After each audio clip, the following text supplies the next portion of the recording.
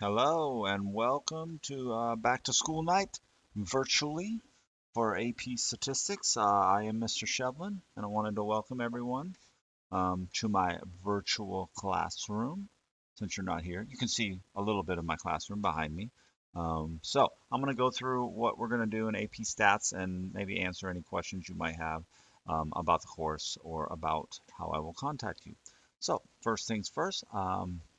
This is my 7th year at Westland High School, and I've taught math. This is my 22nd year of teaching math for high schools. I've been all over, started in California at my high school, then taught high school in Kentucky, and now I've been teaching in Oregon for the last, what has it been, 12 years? So I've been all over in all three different states. I actually got my degree from USC down in Southern California in biomedical mechanical engineering. Um, Never thought I was going to become a teacher. Thought I was going to do something in engineering. But when I was all done and was deciding what I was going to do, I started substitute teaching and coaching at my high school in California, and I really enjoyed it. And I enjoyed working with high school age kids. So that sort of sucked me in, and I really liked it. So that's when I made the decision to go back to USC and get my master's degree, so I could get my teaching credential and then teach high school math. So yeah, it was a really convoluted route that I took, majoring in engineering, but um, I enjoyed it. I learned a lot in engineering. I try to transfer some of that knowledge into my students. So anyone that wants to become an engineer, I sort of can be helpful in thinking about what type of engineering they might want to be, and what it was like to go to college and major in engineering. Um, I live in the local community. I have three kids of my own. My oldest is a freshman in college this year, and I have a sophomore here at the high school, and my youngest is a seventh grader. So you see me around a lot. I'm doing a lot of things here. I help out with the sporting events. I also help out with swimming. So I'm around pretty often. Um, I know from a parent's perspective now and a teacher's perspective, sort of a little better than what I used to know. When my kids were younger, I didn't quite know what did I want out of a high school class. Um, for a parent, now since I've gone through it with my oldest and she's off in college, I sort of have a little different perspective. And most of you have seniors right now in my AP statistics, so I know sort of what it's that last year before they leave and go off and sort of go on their own. So it's an exciting time. It's a scary time. Um, it's a sad time for parents, especially when it's your first one that goes off. So I get all that, and I try to bring that humanity into my classroom a little bit. My hope is that the students I have this year will be successful at AP Statistics and will take the AP test in May, and they will do really well and get their college credit that they want, so they don't have to take an intro stats course in college. I also want to have a lot of fun and want them to enjoy the class and learn a lot. Maybe never thought they liked it before, knew anything about it, and after they're done, maybe go, wow, maybe I'd like to know more statistics. Maybe in college I want to take a stats class beyond just an introduction course like this. So that's sort of my goal, is to make it fun and have them learn a lot and do really well on the AP exam. This year is a special year. They are getting community college credit from Clackamas Community College. If they go ahead and sign up and pay their fees, they can get credit for taking the course. For first semester, they'll get credit for one of the 243 over at Clackamas Community College, and for second semester, they'll get credit for 244.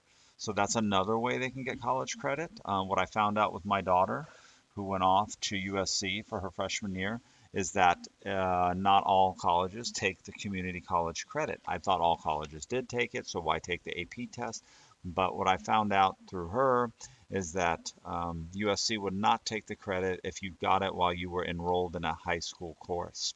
So anything that was a dual credit enrollment that you got credit for while you're in a high school course, they would not take for college credit. So they would only take the AP exam score. So the AP exam was important for her to get the college credit. So it might be important for some of your students who end up going out of state. I think if you stay at the in-state schools at Oregon, Oregon State, PSU, all of those University of Portland, they probably are more likely to take that credit from the Clackamas Community College because it's a local community college. So I think it was just hurt because we went out of state on that. Here's my past results from last year. Last year we did pretty good. We got 17% fives. I was pretty happy with that. Our my best I've ever had was in 2019. We had 20% fives. That was the last year we had a normal exam, like last year. So 2020 I just skipped over because the exam had no multiple choice and it wasn't a normal AP exam year. So the scores were slightly different. Not much, but slightly different. The fours last year we did amazing. We got 30% of students got fours. We had 22% get threes, 16% were twos, and 14% were ones. I always try to make those ones lower, lower, lower, but they always seem to show up every year. But last year was also a different year because we taught the course in basically a semester.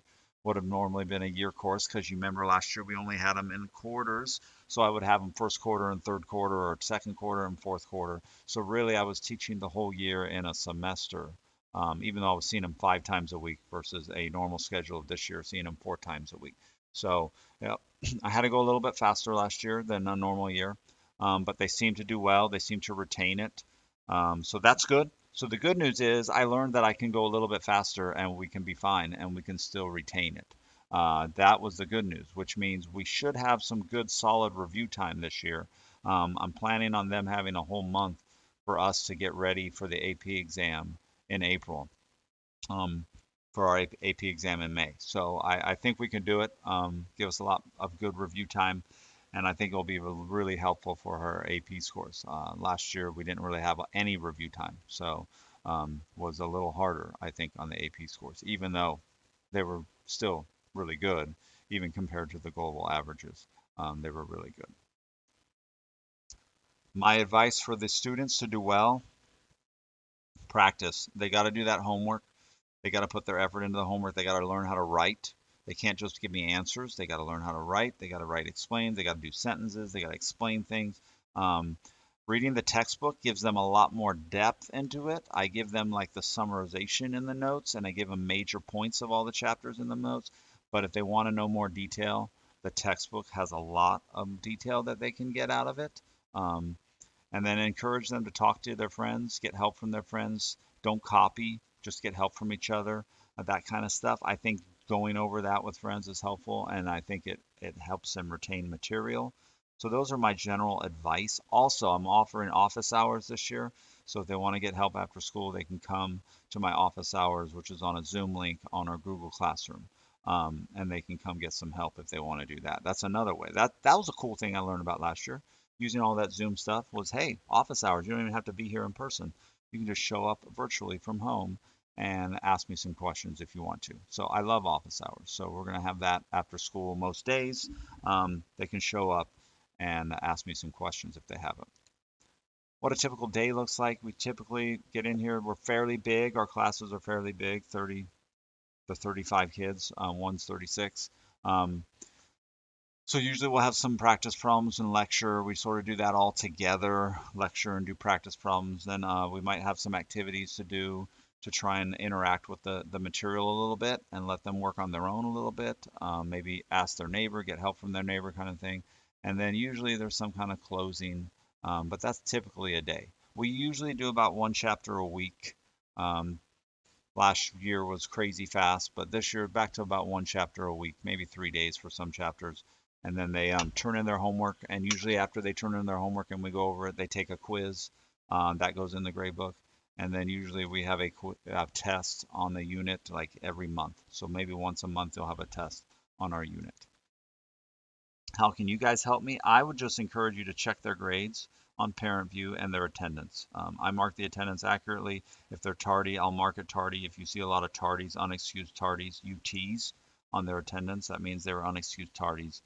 You might want to talk to them, especially if I have them in first period. Those tend to be where I have the unexcused tardies. For the second period, it tends to show up on Thursdays because second period is the first class of the day on Thursdays. So usually they might be tardy on Thursdays every week if they get to school late. If you have any concerns, you can go ahead and email me and I'll send you a reply back about anything you were wondering. and encourage them to ask questions and come to the Zoom link if they want to get extra help for the office hours. Um, and we'll also be doing a lot of AP Classroom. So I have them in this thing called AP Classroom. So they do a lot of practice problems and practice multiple choice questions, get them ready for unit exams and also get them ready for the AP exams. So that's really helpful. So ask them if they've gone into AP Classroom. Have you worked on your practice problems in AP Classroom? Have they been on their Google Classroom? Have they looked at their homeworks? That kind of stuff. So if they're having issues, there are places they can go. Have they talked to me? Have they gone to a Zoom link with me to ask questions? That kind of stuff. They can always get help if they want to get help. That is never an excuse that they can't get help. I'll contact you if they're lots of times. They're doing an amazing job, and I just want to tell you about it.